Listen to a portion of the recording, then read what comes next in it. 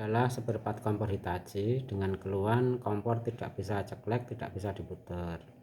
Kalau ada permasalahan seperti ini yang dibutuhkan adalah kesabaran untuk membuka ini harus diberi minyak WD atau minyak mesin jahit bisa, solar bisa. Jadi bukanya pelan-pelan, harus sabar, nggak boleh dipukul. Kalau dipukul nanti ininya bisa lecet.